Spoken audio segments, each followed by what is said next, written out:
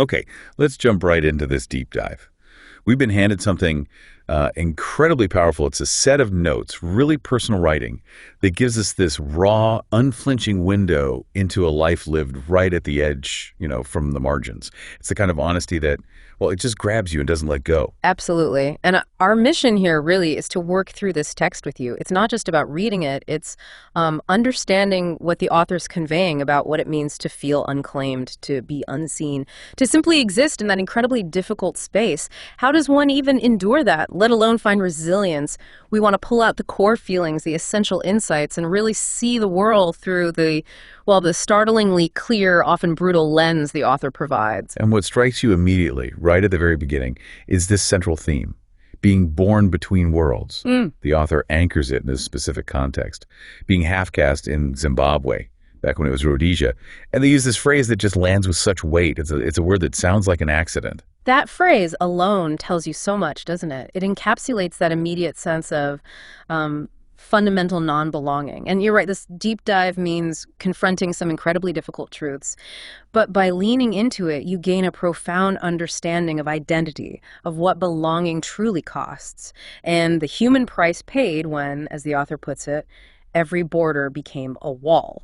So let's start right there with that foundational experience the author describes, this sense of not belonging from the absolute start. Yeah, the text lays it out starkly. The author speaks of being born in Zimbabwe in a skin that was too light to be one thing, too dark to be another. In the specific historical social context of Rhodesia and then Zimbabwe, half-caste wasn't neutral, not at all. It was a label that placed you in a legal and social no man's land. You just didn't fit the rigid racial categories the ruling powers enforced.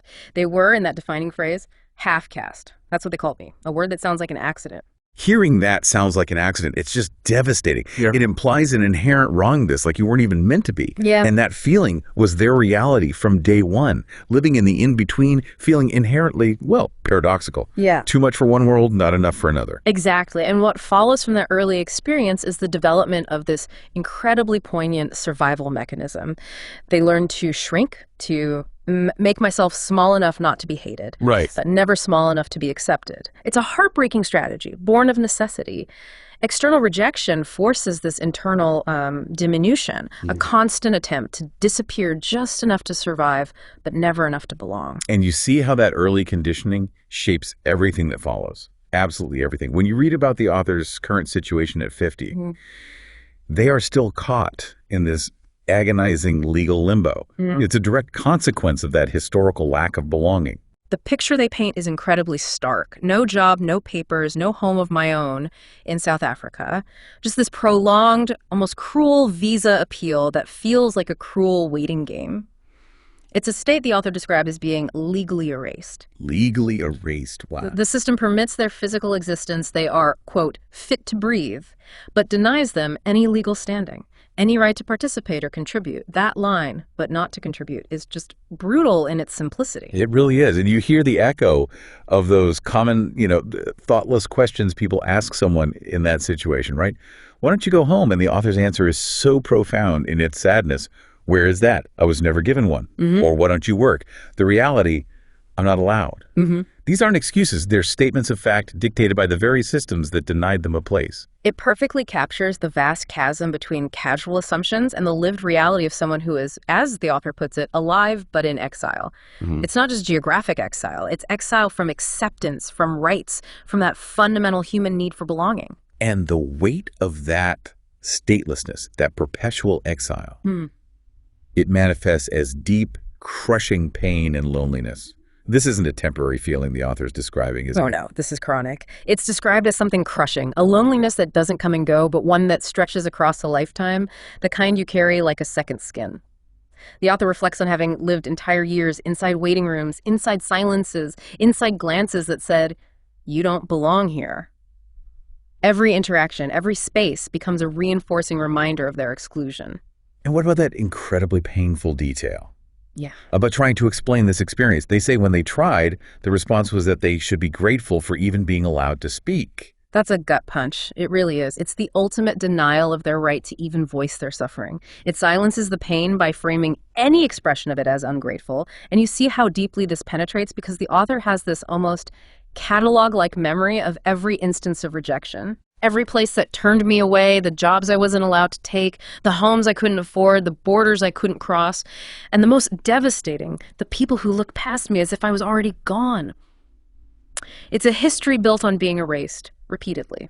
To truly grasp the depth of this, we have to understand the historical context the author provides. Yeah. It's not just personal history, it's intertwined with the history of the land itself. Absolutely. They were born in Rhodesia, a name they describe as soaked in empire and blood.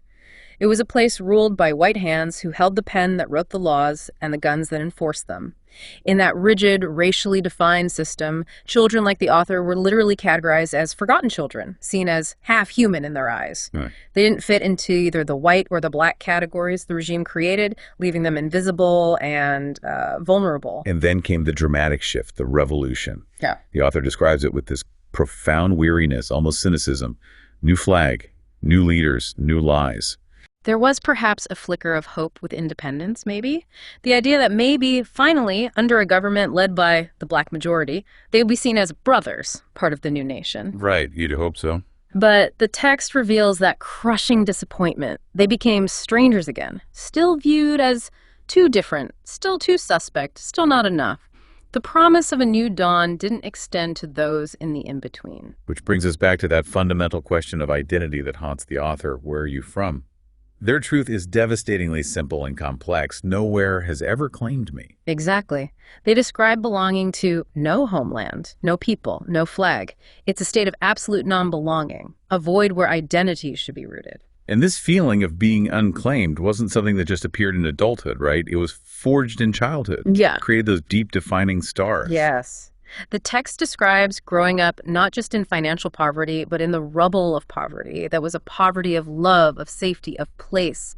The physical reality of empty stomach, bare feet, was compounded by this profound emotional and, well, existential deprivation. Mm-hmm. And you see the impact of being an unclaimed child, watching others who had roots, who had families, who had that pride in where they came from. While the author lived with this silent grief, there's the experience of being taken away, supposedly for my own good, to a place for half-caste children. A place specifically for them. But even there, the feeling of not fully belonging persisted to something, and not enough something else. Must have been incredibly confusing. And painful, Yeah. even within a group that shared their general category. They learned early, in their own words, what it meant to be no one's first choice. Just imagine that as a foundational childhood lesson. Feeling held only by clutching my own arms at night, hearing only the sound of other people being wanted. It's such a visceral depiction of childhood loneliness, the absence of that basic protective warmth. And that feeling of being unseen, unwanted, followed them right into adolescence. The 16th birthday, spent on the street. No cake, no candles, just the pavement under my back and the cold sky above me refusing to look away. It's a moment that crystallizes the feeling that the world had already decided I was nothing. And even opportunities that should have been available, apprenticeships, carpenters, mechanics, tailors, they were directed elsewhere under the new regime, given to black kids from the townships, leaving the author too forgotten for either system. Change for them was simply one more door closing. So if hope, in the conventional sense, things getting better, seems to have been consistently denied or just extinguished, where does the author's persistence come from? They're very clear this isn't a story about finding hope. That line is one of the most powerful in the entire text, I think. Not writing this because I found hope, I'm writing this because I haven't, and I'm still here. It fundamentally challenges our common narratives about overcoming adversity.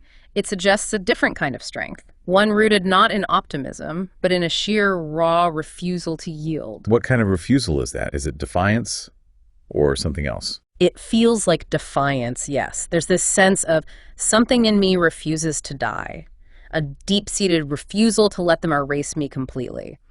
The author admits to thinking about ending it many times, but didn't. And they don't attribute it to bravery, but to that persistent, stubborn flicker of something still living within. Not thriving, just being. Exactly. Being against all odds. And this enduring existence, this refusal to vanish despite everything, leads to this really moving and powerful concept they introduce, the unseen nation. Yes, it's a profound reframing. The author claims this identity for those born between races, between borders, between systems. It's not just a description of suffering, it's a declaration we are not mistakes. That's powerful. They take the experience of invisibility and turn it into a form of collective identity, a shared state of being for those who don't fit anywhere else. And the lines that conclude that thought are just incredible. We exist, we remember, we endure. Followed by that final defiant statement. We are whole, unwanted, unseen, unbroken, a nation with no borders, the unseen nation, and we are still here. It's an assertion of identity and collective strength forged in shared marginalization. They find wholeness, despite being unwanted and unseen, claiming their unbrokenness not through external validation, but internal endurance. The text doesn't shy away from describing the sheer brutality the author has faced either. Not just systemic hardship, but moments of direct physical cruelty. But no, it's harrowing. They recount being beaten by a gang of black men after independence simply for being half-caste. The attacker's eyes conveying, your skin betrayed you, your blood don't belong anywhere. It's a stark illustration that shifting political power didn't dismantle racial hostility for those in the in-between. Sometimes it just redirected it. And even within their own group.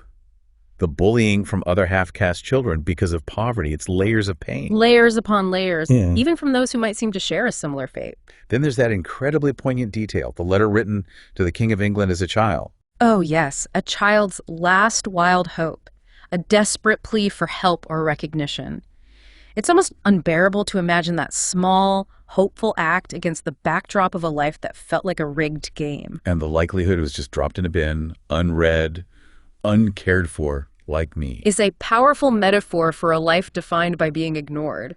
The author also speaks about the physical toll this life has taken. Not just emotional, but physical exhaustion and pain. Blisters on my mind, dragging their soul like a bag of broken stones. It's a deep, bone-weary existence. Yeah. And they offer a really important counterpoint to, common self-help narratives that focus on changing your mindset or healing your internal state. Right, the positive thinking approach. Exactly. The author is clear. The bars were never in my mind. They were in the world. They were in their skin, their blood, the lack of a name, the lack of a home. This isn't a problem of perception. It's a problem of external reality, of systemic denial. Life, they say, shaped them like wind shapes a stone, not with care, but with unrelenting pressure. They became what pain made of me. And there's a powerful, almost fierce rejection of pity throughout the text. Yes, keep your pity. I don't want it. I don't need it. It feels like a refusal to allow anyone to sentimentalize or soften the brutal truth of their experience. I think so. And they describe a cruelty most cannot imagine. Being promised freedom, being shown the light, only to be dragged back into the cell. It's the dashed hope that inflicts a unique wound. There's also this deep-seated feeling, reinforced by an old woman's words, of having arrived already wounded. Born with a bruised black eye, carrying the violence of my conception, viewing the mother's pain as a curse. The idea that the scar was always part of the design, questioning free will in a life that felt predetermined by pain. It culminates in this incredibly bleak yet profoundly moving self-description. I am not a person. I am a scar walking upright, a mistake that kept breathing, a ghost who never got the dignity of death. Just devastating imagery. And that visceral image of being caught in the gears of life's machine, not a necessary cog, but just caught in the teeth of it, being mangled by it. And the core desire, the repeated plea that resonates throughout the text. It's devastatingly simple. I want out. Not because they hate life, but because, as they state with such clarity, life never made room for me. Exactly. So, given all of this pain, this despair, this feeling of being a ghost, why write it down? Why spill these words into the void? That's a question the author seems to wrestle with too, doesn't it? Maybe the words aren't for anyone else, perhaps not even truly for the author themselves, given that feeling of an erased self. But there's this strong sense that the act of writing itself is the point. It's framed towards the end as potentially the final dignity. To tell the truth before the silence returns. Yes. That feels like the crucial insight into the act of writing here. It's an act of witnessing, a refusal to let their story disappear along with them. It's an insistence on leaving a record, a testament, even if they believe it will go unseen. And the writing itself is described with that same raw honesty. Brutal, honest. laced with pain that was both real bone cracking, blood spilling, and pain imagined carved deeper by memory than fists ever could. Yeah. The act of writing becomes the ultimate stand, the refusal to be entirely erased even when life itself has denied them a place. This deep dive into the Unseen Nation text, Yeah. it's taken us on an incredibly difficult but profoundly important journey. Through the author's eyes, we've confronted statelessness, identity, systemic pain, and enduring rejection. It is a powerful testament to a life lived entirely in the margins. And while the author's story is specific to their experience as half-caste in Rhodesia, Zimbabwe, it really speaks to universal aspects of the human condition. That fundamental need for belonging, the search for dignity, even when the world seems structured to deny it. The concept of the unseen nation is a remarkable act of reframing invisibility, not as non-existence, but as a form of collective identity and quiet, powerful resistance. What really stays with you is that sheer persistence, isn't it? Not fueled by hope or optimism, but by a fundamental, defiant refusal to be erased. Just the act of enduring itself. It forces you to rethink what resilience looks like for those facing seemingly insurmountable external barriers.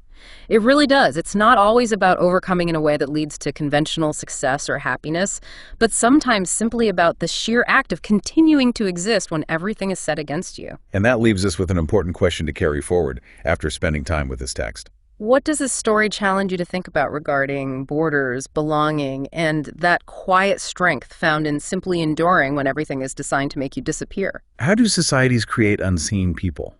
And what is the cost of that, not just to them, but really to all of us?